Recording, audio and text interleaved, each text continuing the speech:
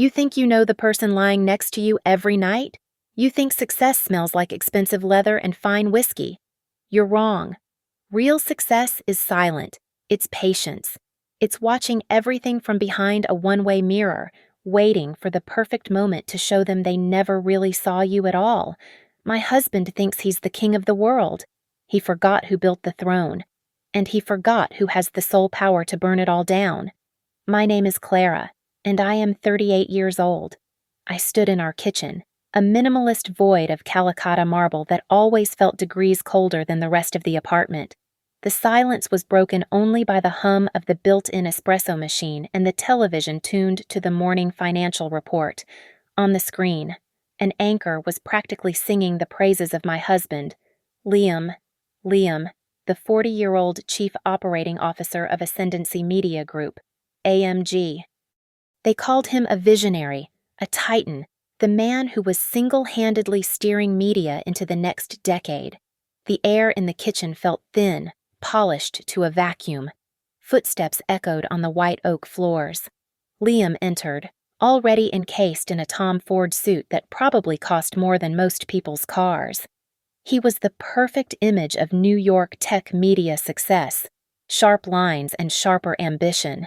He did not look at me. His attention was surgically attached to the phone in his hand, fingers scrolling. He moved to the espresso machine, grabbed his cup, and took a sip, his eyes still locked on the screen. Friday, he said. The word clipped. It was not a question. The gala, 7 o'clock sharp. Don't be late. He finally looked up, his gaze sweeping over me, my silk robe, my bare feet on the cold marble. It was an assessment, not a greeting. Clara, darling, he said, his voice taking on that patient, slightly weary tone he used when explaining things he felt were obvious. Just try to look stunning. All right, wear the blue dress.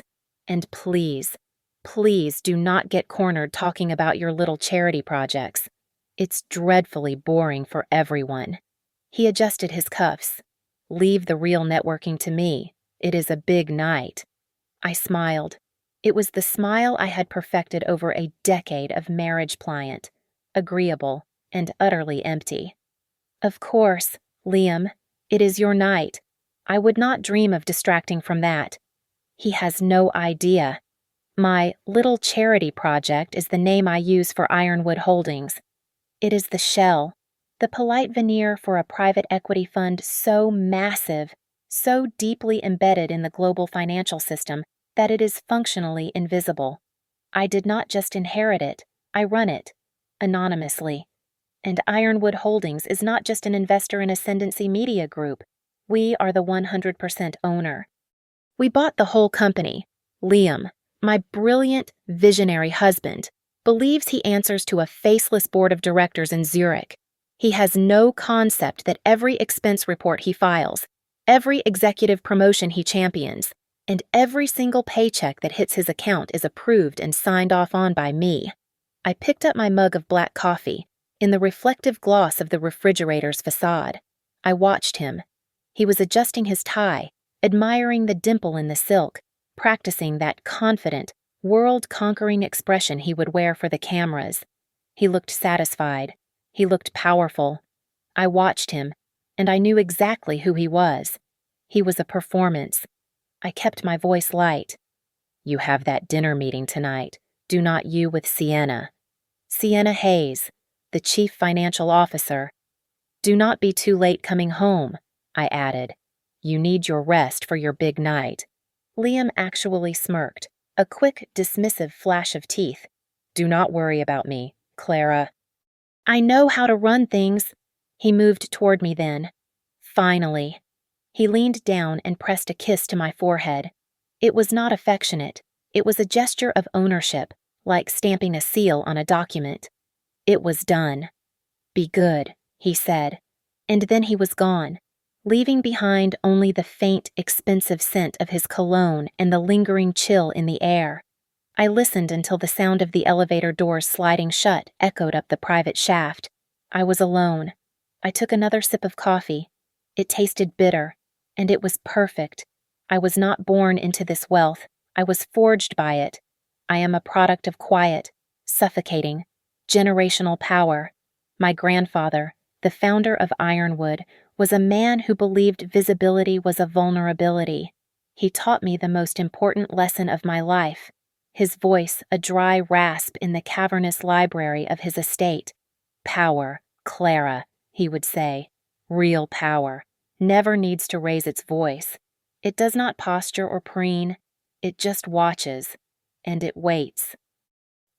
I was trained to be an architect of my own invisibility. I met Liam at a fundraiser, one of my little charities. It was a dull affair, all lukewarm champagne and self-congratulation. He was different from the trust fund boys I had grown up with. He was hungry. He had a raw, clawing ambition that he mistook for charisma. I saw it immediately. He was drawn to what he called my quiet beauty, my stillness. I was a stark contrast to the sharp, noisy women he was used to competing with in boardrooms. He assessed me quickly. After our third date, he told a friend I overheard him from the balcony that I was smart, but not ambitious. He said it with relief. He saw me as a beautiful, tasteful piece of art he could acquire, something to soften the sharp edges of his own life, a placid lake for him to admire his own reflection in. When we started dating, I kept the scale of my assets hidden. It was a test, a simple, private hypothesis. Would he love me, or would he love my potential? Would he see me, or would he see what I could do for him? Liam answered the question faster than I could have anticipated. He loved the idea of me. He loved that I was uncomplicated. He adored that I was supportive. I was his soft place to land, the one person in his life who demanded nothing from him and simply existed to admire him. He loved that when he spoke. I listened. He never considered that when I listened. I was analyzing. I remember when we bought this apartment, this glass box in the sky. I offered to contribute, to split the cost. My portfolio had seen a return of over 30% that quarter alone. I could have bought the entire building in cash without blinking. He had laughed, a gentle, patronizing laugh. "I have got this, babe," he said, signing the papers with a flourish. "I am the man. You just make it beautiful." So I did. I made it beautiful. I made it cold. I made it a perfect, sterile reflection of the life he wanted to project. When I told him I managed my family's charitable fund, he just nodded. "That's nice," he said. "Keeps you busy." He never asked a single follow-up question, not once in 10 years. He never asked which charities, what the fund's endowment was, or what my work actually entailed. He simply accepted my vague answer because it fit his narrative. His wife was a lovely, kind, slightly dim woman who occupied her time with galas and good causes. His condescension became my greatest asset. It became the perfect cover. I go to the Ascendancy Media Group Christmas parties. I go to the summer retreats. I am always introduced, always as Liam's wife. I smile. I shake hands. I listen to ambitious vice presidents suck up to my husband. I am the quiet woman in the corner, the one who fetches Liam another glass of whiskey while he holds court. Not a single person in that room, least of all my husband, has ever known that the woman they ignore, the woman refilling a champagne flute, is the one who owns the building they are standing in, the one who signs off on the budget for the very party they are attending. I stopped seeing his profound lack of curiosity as an insult years ago.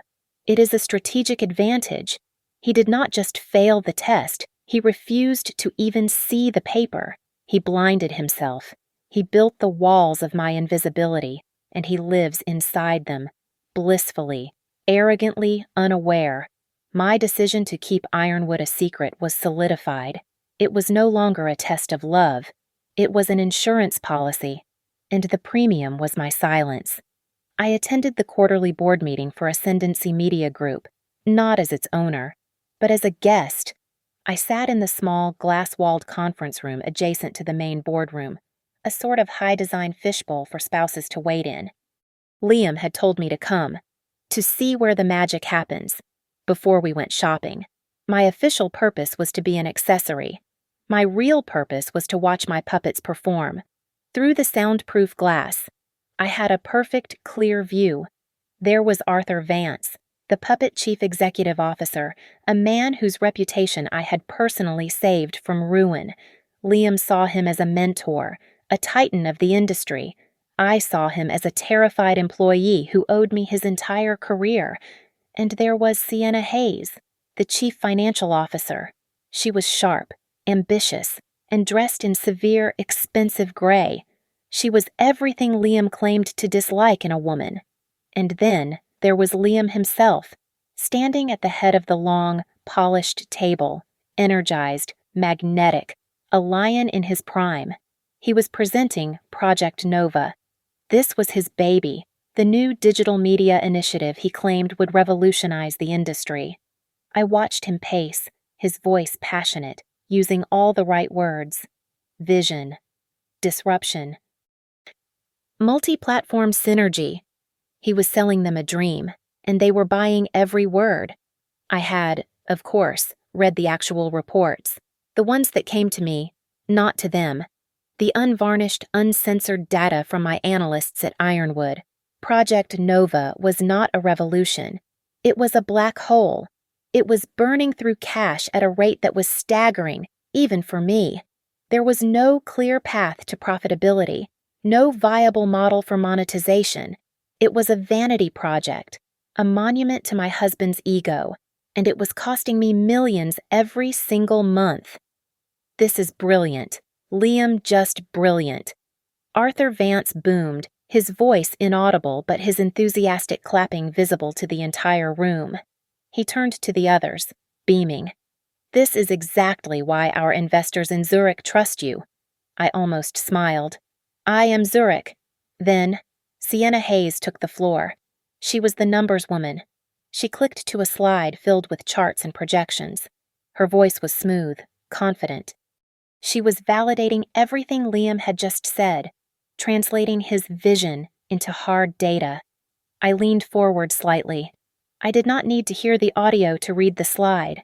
I knew our internal numbers. These were not them.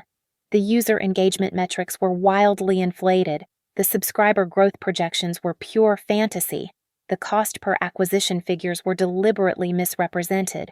She was not just spinning the numbers, she was fabricating them. This was fraud. I watched, cold and still. Liam sat back in his chair, the picture of a proud executive. He looked at Sienna as she wrapped up her part of the presentation. She turned her head and their eyes met. It was less than a second. It was not the look of a colleague. It was not a glance of professional respect. It was too fast, too private. It was intimate. A small, cold realization settled in my chest. This was not just Liam's arrogance covered by an incompetent CEO. This was not just Sienna fudging the numbers to protect her COO. This was a performance.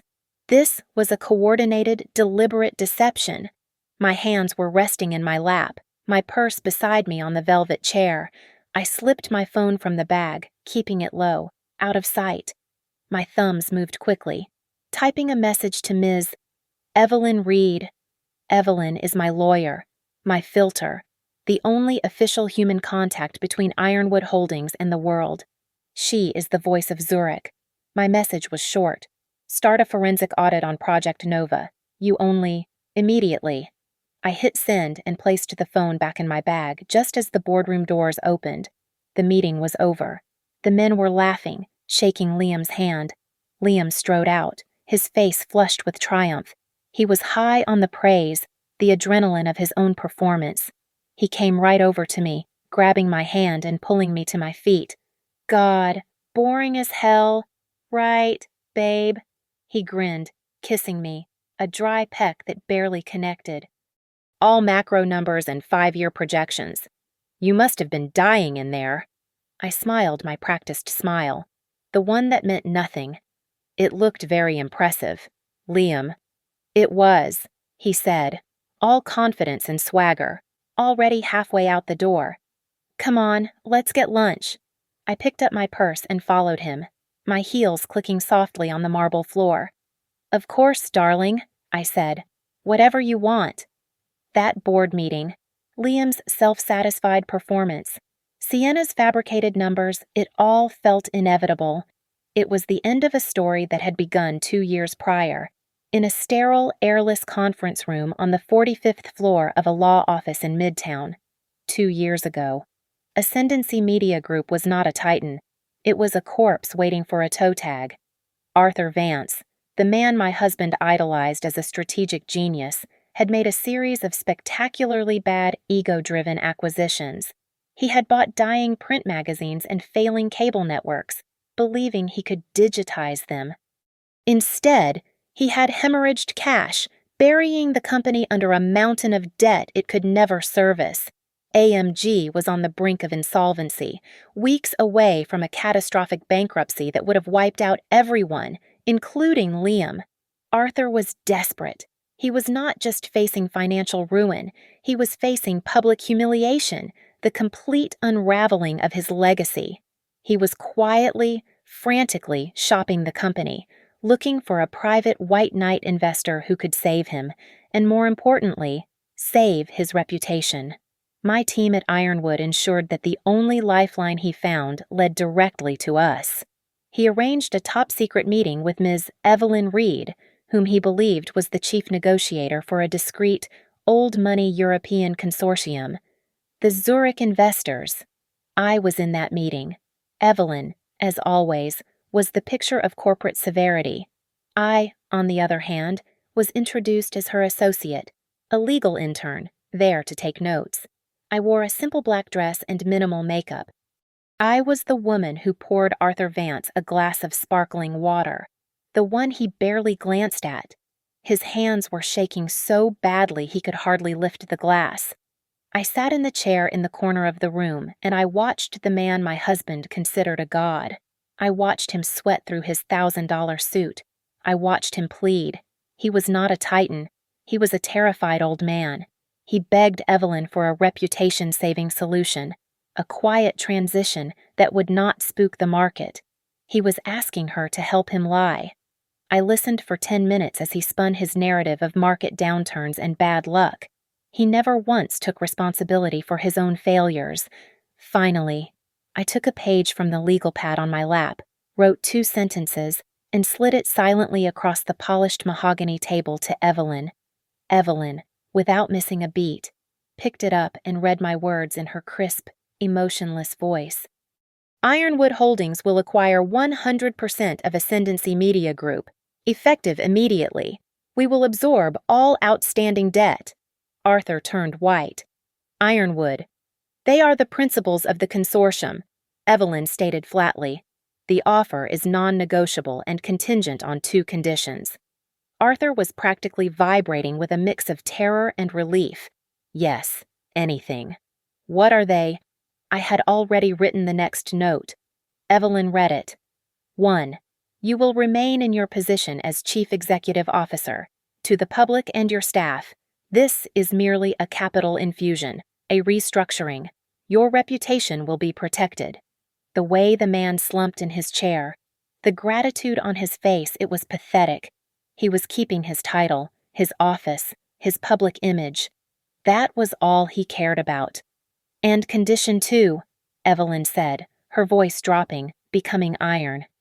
The nature of this acquisition is to be sealed under the most severe non-disclosure agreement our firm can draft. No one is to know the identity of the true ownership, not the press, not the public, and not your own senior executive team. She paused, letting the weight of it land. That includes, specifically, your Chief Operating Officer, Mr. O'Connell. A smart man would have asked why. A strong man would have negotiated. Arthur Vance was neither. He was a coward, blinded by his own shame and the sheer relief of being saved. He did not ask why the new owners wanted such secrecy. He did not ask what their long-term plan was. He just saw his escape. Agreed, he breathed. Absolutely, they will never hear it from me. He signed the papers right there. He signed away his entire kingdom, his legacy, and his future, and he handed it all over to the 36-year-old legal intern in the corner who was already texting for her car. 2 weeks later, Liam burst through the door of our apartment. He was electric, triumphant. "You will not believe this, Arthur just promoted me. Full chief operating officer." I remember feigning surprise, putting down my book. "Liam, that's incredible." "What happened?" "The new investors," he said, pouring himself a celebratory whiskey. "The Zurich board. Arthur said they reviewed my performance metrics and told him I was the future of the company. They wanted me in the driver's seat." He was so proud. His arrogance was a tangible thing, filling the room. He had, in his mind, earned this completely on his own. It was the inevitable result of his genius. He never once questioned the timing. He never once asked who these miracle investors from Zurich were. Why would he? His own brilliance was the only explanation he needed. I had saved his company. I had given him his promotion. I had built the throne he was now so proud to sit on, and he had no idea. He did not even know who to thank. My home office is my sanctuary. It is my true north. To Liam, it is the charity room, the place where I organize those auctions. It is hidden behind a false wall in the library, a floor-to-ceiling shelving unit of 18th century philosophy. He has never once been inside.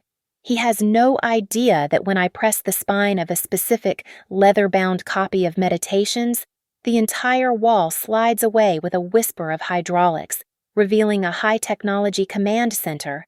The air is cool, filtered. The walls are not bookshelves. They are a seamless bank of monitors, displaying secure servers and real-time data feeds from every corner of the global market. This is the heart of Ironwood Holdings. This is where I am not Liam's wife. I am just Clara. I sat before the central monitor, the preliminary audit from Evelyn Reed displayed in crisp, black and white. My instruction had been for a quiet surgical review of Project Nova. What Evelyn had found in just 48 hours was not a statistical anomaly. It was a bloodbath. The report detailed a series of massive 6-figure and 7-figure payments authorized by Sienna and countersigned by Liam. These were not transfers to known tech suppliers or digital marketing firms. They were wire transfers to 3 newly formed vendor entities, shell corporations. All 3 were incorporated in Delaware within the last 6 months. All 3 were registered by obscure 3-name law firms that existed only as a post office box in Wilmington. This was not the act of an executive trying to hide a project's poor performance. This was the blueprint of a theft. My fingers moved quickly across the keyboard, pulling the original incorporation documents for the 3 shell companies. The board of directors for each was a list of anonymous appointees, names that led nowhere. I kept digging, pulling the deeper registration filings. And then I saw it. On the 3rd company, Nova Digital Solutions LLC. A name was listed as the corporate secretary, a name I recognized. I had run full background checks on all of AMG's senior staff when Ironwood took ownership. It was a simple, prudent measure. The name was Sienna Lecce, Sienna Hayes's maiden name. My heart did not pound. It did not stop. It just grew heavy, a cold, hard weight in my chest. This was not just a professional betrayal. This was not just a coordinated effort to fudge the numbers. This was grand larceny, arrogant and undisguised. They were stealing from me. I minimized the audit file. I opened a separate, secure window for our entire marriage. I have had full mirrored access to Liam's private calendar. It was a simple security protocol I established when Ironwood first acquired the company, a necessary precaution. He thought it was encrypted and private. He was wrong. I scrolled back through his calendar. 6 months, 8 months. I cross-referenced the dates of the largest wire transfers to the shell corporations. The first transfer, for $2 million, was on April 17th. Liam's calendar for that day read, "Off-site strategy session, all day." I pulled Sienna's company travel and expense log. Day trip, Chicago, meetings. The second transfer, for $3 million, was on June 9th. Liam's calendar, Investor Outreach Confidential, SF. Sienna's travel log, day trip, San Francisco, conference. Over and over, a perfect, damning symmetry. His off-site strategy meetings were her day trips. I leaned back in my chair, the leather cool against my skin. I remembered the look, that flash between them in the boardroom. It was not just the shared confidence of two colleagues. It was not just the smugness of two co-conspirators. It was intimacy. It was the easy, proprietary glance of two people who knew each other far too well. The truth settled on me, not in a hot rush of anger, but in a cold, clarifying wave. My husband was not just cheating on his company. He was cheating on me. He was having an affair with his chief financial officer, and they were using my money, the money that funded his entire career, to finance their escape. They were not just lying, they were plundering. I did not cry. Tears are a useless byproduct. I felt a sharp, pure, crystalline focus. The woman who smiled at his jokes and worried about his dry cleaning evaporated. The woman who had been trained to watch and to wait took her place. I picked up the secure line, the one that bypassed all domestic switchboards. Evelyn answered on the first ring. "Clara, the audit is not enough," I said. My voice was perfectly flat. "He is sleeping with her. They are stealing millions." There was a half-second of silence. Evelyn, ever the professional. "What are your instructions?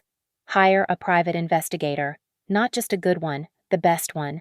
Someone utterly discreet who can get me everything. I want photographs. I want hotel receipts. I want to know where they eat, where they sleep, and who they talk to. I want an arsenal. I want to know exactly what they are doing with my money." "It will be done," she said. I hung up the phone. My eyes drifted to the only personal item I allowed in the room, a small, silver-framed photo on a side table. It was our wedding picture. We were on a beach, Liam looking triumphant, me looking happy, naive. I looked at the smiling, handsome face of the man who thought I was a fool. "You picked the wrong person to betray, Liam," I whispered to the empty room. I arranged the dinner, a spur-of-the-moment celebration. I called it. I made the reservation at Per Se, a place where the air is thin and every plate is a work of art. The perfect sterile environment for a vivisection. The guest list was intimate, just me, Liam, and Sienna. I framed it as a necessary, last-minute toast to their hard work before the chaos of the gala. They could not refuse without raising suspicion. They arrived separately, but their shared anxiety was a third guest at the table. Liam was too loud, his laughter a fraction too booming. Sienna was too quiet, her spine ramrod straight, her eyes darting between me and Liam as if waiting for a trap to spring. They sat across from each other, a tactical error on their part, leaving me at the head of the table. When the first bottle of champagne arrived, I lifted my flute. My hand was perfectly steady. "A toast," I said, my voice bright and warm. They both raised their glasses, their smiles tense and brittle. "To the man of the hour," I said, beaming at Liam. "The media executive of the year. I am just so proud of you, darling. All your hard work." Then, I turned my gaze to Sienna. Her smile tightened. "And to Sienna. We simply must toast Sienna, the woman who makes it all possible." I leaned in, conspiratorially. "Truly," I said, my voice full of manufactured awe. "I do not know how you two do it." Liam, managing a project as vast and complicated as Nova. It is just beyond me. And Sienna. I locked eyes with her. "You must be a financial genius to keep all those numbers working so smoothly. It is all so impressive." There it was. The lie, hanging in the air between us, dressed up as a compliment. Liam let out that short, condescending laugh. The anxiety that had been coiled in his shoulders visibly dissolved, replaced by the warm, familiar comfort of his own arrogance. "That is exactly why I get paid the big bucks, babe," he said, winking at me as he took a deep swallow of champagne. He was back on solid ground. His wife was an idiot. Sienna allowed herself a small, equally condescending smile. "Liam has the vision," she said, her voice smooth as silk. "I just make sure the numbers support it." I watched them. I watched the way they spoke the lie. So easily, so comfortably. They were a team, and I was the audience. They had underestimated me so profoundly, for so long, that I was no longer a person to them. I was a fixture, a piece of furniture, a threat they could not even conceive of. They were not just lying to me, they were performing for me. The sommelier approached to discuss the wine pairing for the first course. I turned to him, engaged him in a brief, pleasant question about the vintage, and as I turned back to the table, my elbow, in a gesture that looked entirely like a clumsy accident, swept across the table. My full, heavy glass of red wine arced perfectly through the air. It landed exactly where I intended, splashing across the pristine white linen and drenching the pale gray, hideously expensive ostrich skin purse Sienna had placed on the floor beside her chair. "Oh, my God!" I gasped, jumping to my feet. The sound I made was one of pure theatrical horror. "Sienna, your bag." "Oh, I am mortified. I am so sorry." Liam groaned, annoyed at the interruption. Sienna let out a sharp, choked cry of, "My bag! I am so clumsy," I said, my voice high and flustered. I was on my knees before she could even react, grabbing the soaked, expensive purse. "Let me," I insisted, grabbing the thick linen napkins from the table. "I have ruined it. Let me try to clean it." I held the bag in my lap, dabbing uselessly at the dark red stain. Sienna was hovering over me, her face a mask of fury she was desperately trying to conceal in a 3-star restaurant. "Clara, just give it to me. It is fine." No, I feel terrible," I insisted. Her phone was in the open side pocket, exactly as the private investigator's photos had shown it would be. She always kept it there, connected to a slim battery pack. My left hand, holding a wad of napkins, was a frantic, visible display of apology, dabbing at the stain. My right hand, hidden from her view by the bulk of the bag itself, was pure calculation. In my palm was a tiny device, no larger than a thumbnail. A state-of-the-art keylogger and audio recorder disguised as a USB charging dongle. In one fluid, practiced motion, I slipped it from my palm. I unplugged the battery pack cable, slotted the device onto the end of it, and plugged it directly back into her phone's charging port. It took less than 2 seconds. The phone chimed softly, indicating the new connection. "I think I am only making it worse," I said, my voice trembling slightly. I held the ruined bag up to her. Sienna snatched it from me. She inspected it, her lips pressed into a thin, white line. She was completely oblivious.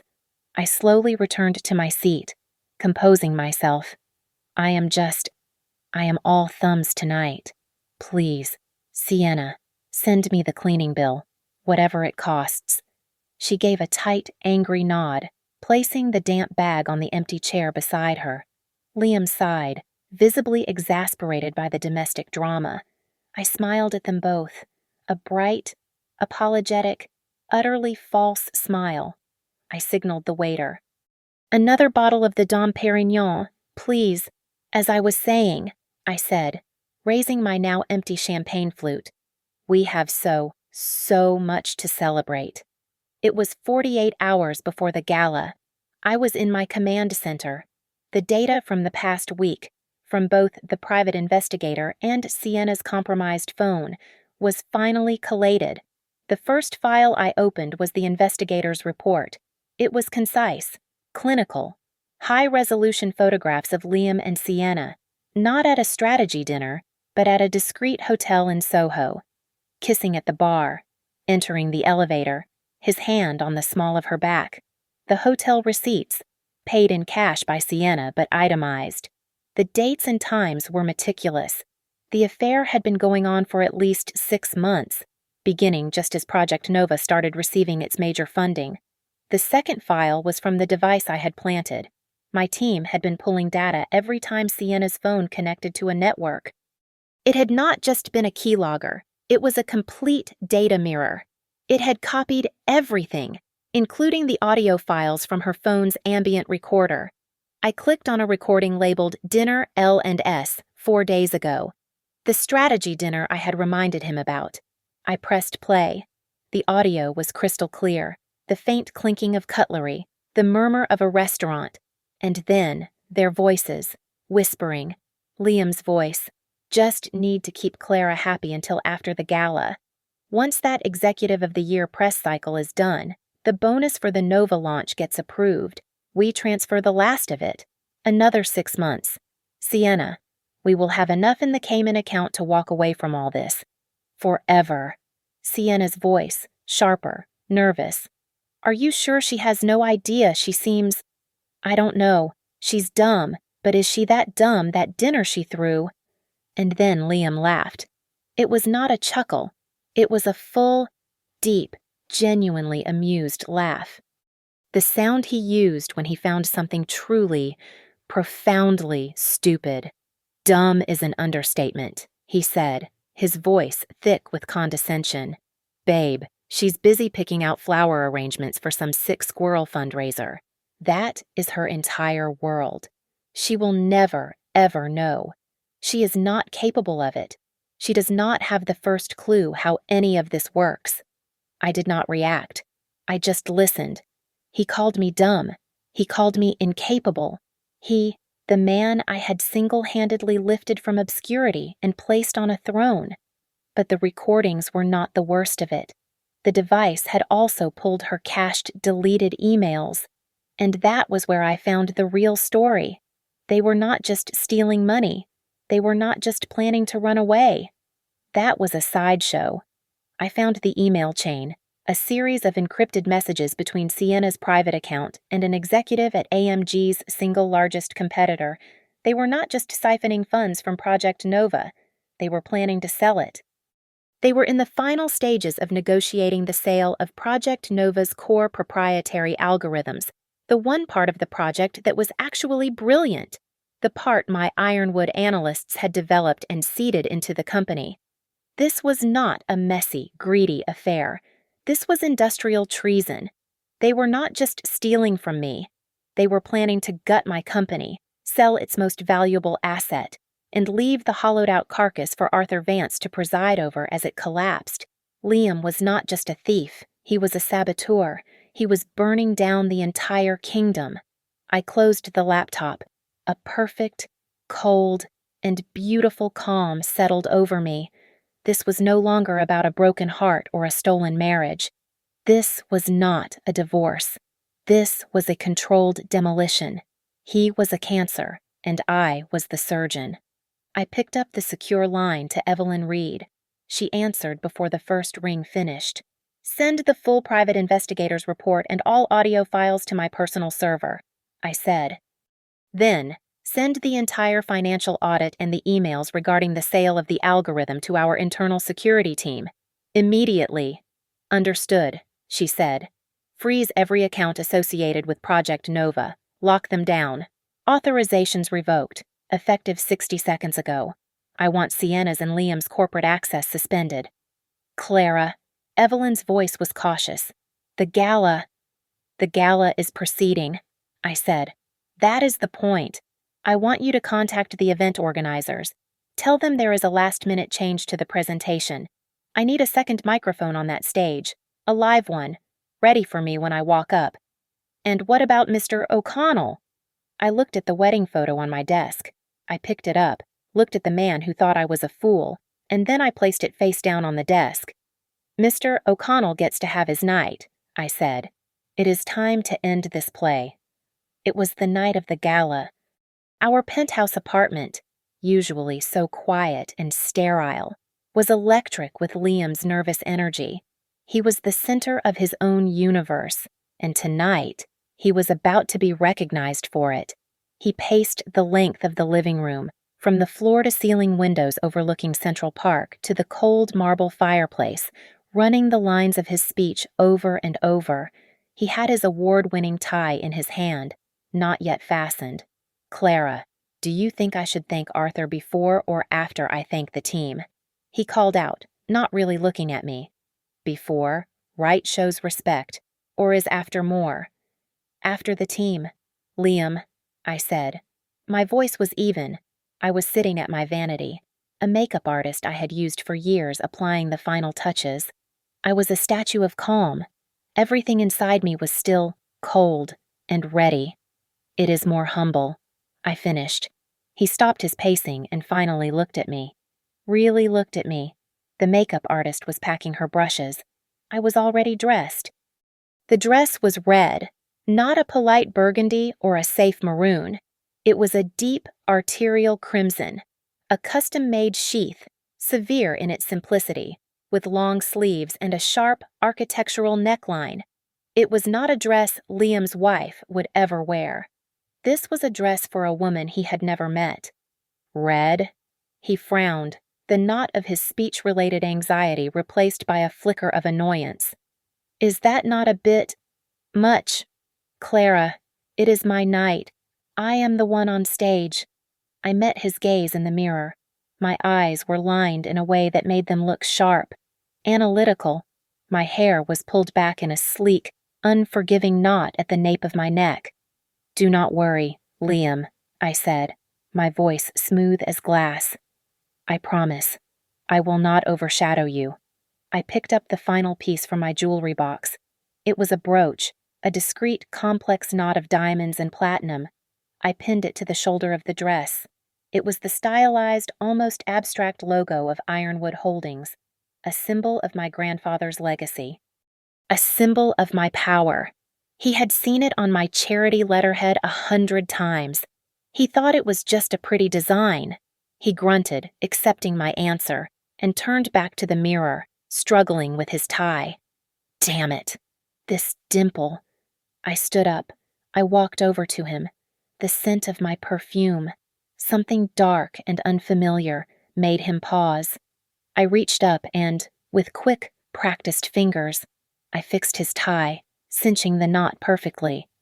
"There," I said, patting his chest. "Perfect." He looked down at me, his confidence restored. "You look nice, Clara. Just stick close to me tonight." "I will not leave your side," I said. The car ride to the ballroom in Manhattan was filled with the vibration of Liam's phone. He kept it in his lap, his thumb tapping away. He would look down, a small, private smile playing on his lips, and then quickly type a response. I sat beside him in the dark, my hands folded in my lap. I knew exactly who he was texting. Sienna. She would be there, at the main AMG table, waiting for her co-conspirator, waiting for their triumph. When the black car pulled up to the curb, the night exploded. It was a feeding frenzy, a wall of flashing lights and shouting voices. The doors were pulled open, and Liam stepped out, his arms raised like a conquering hero. Liam, over here. Mr. O'Connell, how does it feel to be the king of media?" This was his oxygen. He was breathing it in, basking in the glow. He turned, offering me his hand, pulling me out of the car to stand beside him. The flashes were blinding. He snaked his arm around my waist, pulling me tight against his side. It was a gesture of possession, a prop for the cameras. "It feels pretty damn good," he shouted to the press, his smile wide and dazzling. "But I have to tell you, I could not have done any of this without my amazing support right here." He squeezed my waist. The cameras all turned to me. I smiled. It was not my practiced empty wife smile. It was not the smile of a woman who organized charity auctions. It was a small, precise, perfectly calm smile. A smile that knew everything. A smile that held $1 billion secret and the key to his absolute destruction. "Let's go, darling," I murmured, taking his arm. "Your big night awaits." The ballroom was suffocating, a cavern of crystal and manufactured importance. It was packed. Every executive, every journalist, every rival who mattered was here, all crammed into one room, breathing the same recycled air of ambition. I sat at the head table, the one marked Ascendancy Media Group. Across the centerpiece of white orchids, Sienna Hayes was radiant. She was in a silver dress that shimmered, her eyes fixed on the stage, a smile of pure, triumphant anticipation on her lips. She was drinking it all in. The house lights dimmed. A single spotlight hit the podium. Arthur Vance, my terrified puppet chief executive officer, walked into the light. His voice, amplified to fill the grand room, was heavy with a sincerity he did not possess. In a time of unprecedented change, he began, one needs more than just a leader. One needs a visionary. He spoke of navigating the new frontier, of bold innovation. He called Liam a singular talent, a young titan, and the very future of Ascendancy Media. Then, the introduction. Ladies and gentlemen, the 2025 Media Executive of the Year, my colleague, my friend, Mr. Liam O'Connell. The applause was a physical force, a tidal wave of sound. Liam stood. He buttoned his tuxedo jacket, smoothed his lapels. He gave a quick, charged look to Sienna, a look of, "We did it," and then he walked onto the stage. He embraced Arthur, the perfect picture of a humble protege. He accepted the heavy, etched glass trophy, holding it up as the applause washed over him. He tapped the microphone. The room, obediently, fell silent. "Wow," he said, breathing the word. He was a magnificent actor, humbled, truly humbled. He began his speech. He thanked the awards committee. He thanked the board of directors for their wisdom and guidance. He turned and smiled at Arthur.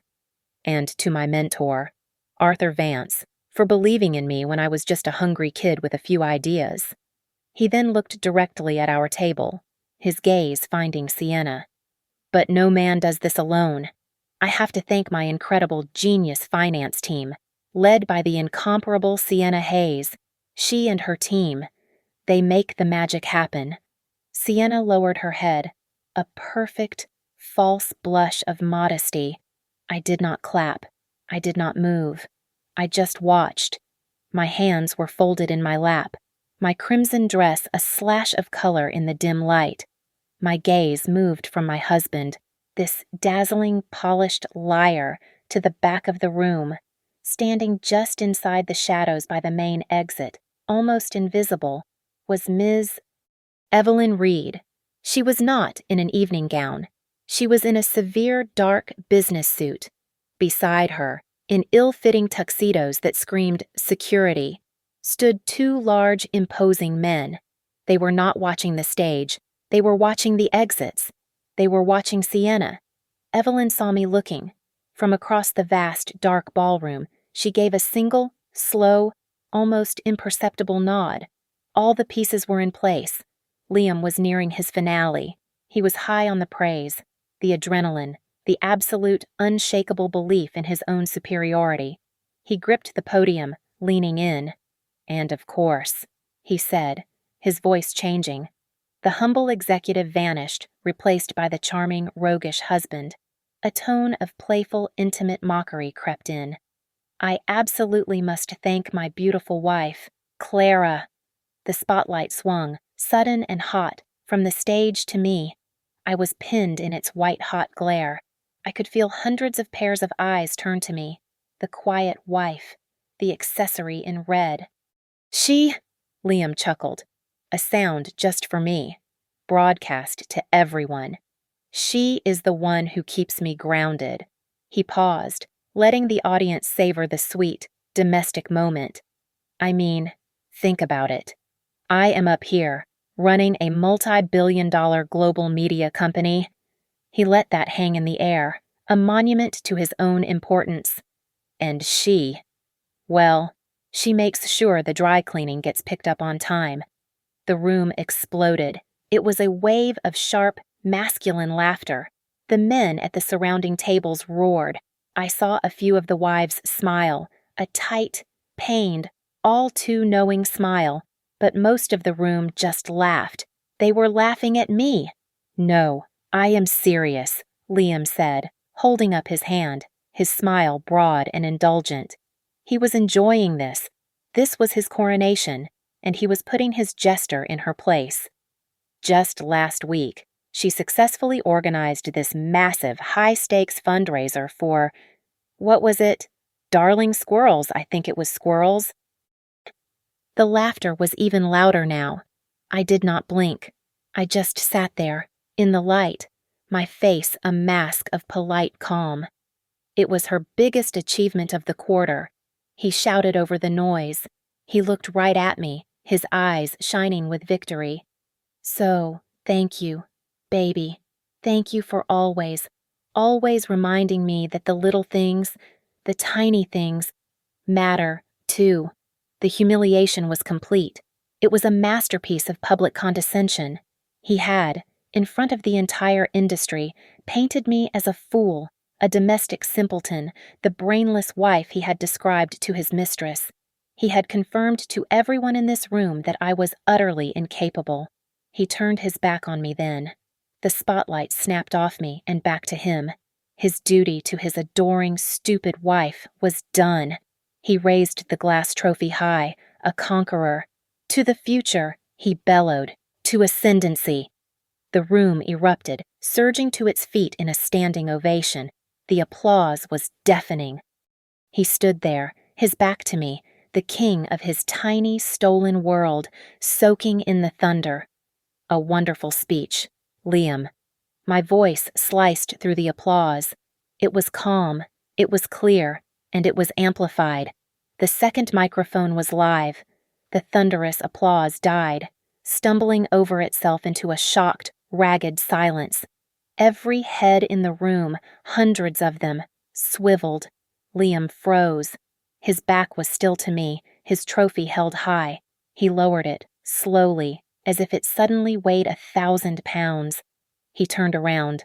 I was already moving. I walked out from behind the table, my red dress a streak of blood in the dimness, and I ascended the steps to the stage. Liam's face was a mask of confusion, quickly hardening into fury. "Clara! What in the hell are you doing? Get off the stage!" He tried to laugh it off, turning to the bewildered audience. "My wife, ladies and gentlemen," he said, his voice tight and false. "She always wants to share the spotlight." "Darling, this is not the time." He reached for my arm. I stepped away from him, to the second podium, and took the microphone from its stand. I held it. The metal was cool in my hand. "You were right, Liam," I said, my voice echoing, filling every corner of the suddenly tomb-quiet ballroom. "I do manage the little things." I turned my gaze to Arthur Vance, who was still standing near the edge of the stage, his smile frozen in place. "Like the $140 million debt, Mr. Vance was hiding 2 years ago when Ascendancy Media was completely bankrupt." Arthur Vance's face did not just go pale. It went gray. The color drained from him as if a plug had been pulled. "Or like those mysterious Zurich investors you are all so fond of," I continued, my voice conversational, as if explaining a simple fact. I walked to the center of the stage, into the main spotlight. "The ones who saved this company. They are not in Zurich. They are right here. My company, Ironwood Holdings, acquired 100% of Ascendancy Media Group 2 years ago." A low, sibilant murmur swept through the crowd. Liam just stared at me, his mouth slightly open. He shook his head, a quick, jerky motion. You are lying. You are insane. Clara, have you lost your mind?" I looked directly at him. "I am not insane. Liam, I am your boss." I turned my head, my gaze sweeping over the audience until it landed, hard, on Sienna Hayes. She was bolt upright in her chair, her face a mask of pure, unadulterated terror. "And as your boss, I have also been managing Project Nova," I said. "Specifically, The $8 million that you and Sienna Hayes have been siphoning into shell corporations for the last 6 months. Sienna shot to her feet, a strangled gasp escaping her lips. Her chair crashed backward onto the floor. But that was just theft, I said, my voice dropping, losing all warmth, becoming pure, cold steel. The worst part, the part I truly admire for its audacity, was your plan to sell the NovaCore algorithm to our main competitor. I believe the term for that. I looked at Liam. Is industrial treason? Liam recoiled. He physically staggered back a step, as if I had struck him. You. I raised my voice again, addressing the room, which was now filled with the frantic glowing screens of phones being raised to record. To the members of the press in this room, you will be receiving an email in approximately 60 seconds. It contains the full forensic audit. It contains the audio recordings of Mr. O'Connell and Ms. Hayes planning their escape. It contains all the wire transfers to their shell companies, and just for good measure, it includes the hotel receipts from my husband's 6-month affair. At the back of the room, Ms. Evelyn Reed gave the nod. The 2 security men began to move, walking calmly, purposefully, through the tables, their path aimed directly at Sienna Hayes. Liam looked at me then. The arrogance was gone. The charm, the confidence, the swagger, it all evaporated in an instant. All that was left was a hollow, desperate panic. His eyes were wide, begging. "Clara, please," he whispered, his voice cracking, forgetting the microphone. "Clara, stop. We can talk about this. This is a misunderstanding. This is not real." I walked toward him, closing the distance between us until I was standing right in front of him. I looked directly into the eyes of the man who had called me dumb, the man who had mocked me for his amusement. "You were right about your speech, Liam. You just forgot one important detail." I let the silence hang, a perfect, agonizing pause. "You forgot that I signed the paychecks." I turned my head, just enough to look at the 2 security men who had now reached the foot of the stage, waiting. My voice was no longer amplified. It was just for him, but in the dead silence, everyone heard it. "Liam O'Connell, you are fired." I turned back to the security team. "Get him out of my building." Thank you all for listening. Comment below where you are listening from. Let's connect and share our thoughts. Please subscribe to Lily Revenge Stories, like this video, and give it some extra love by hitting that hype button so this story can be heard by more people.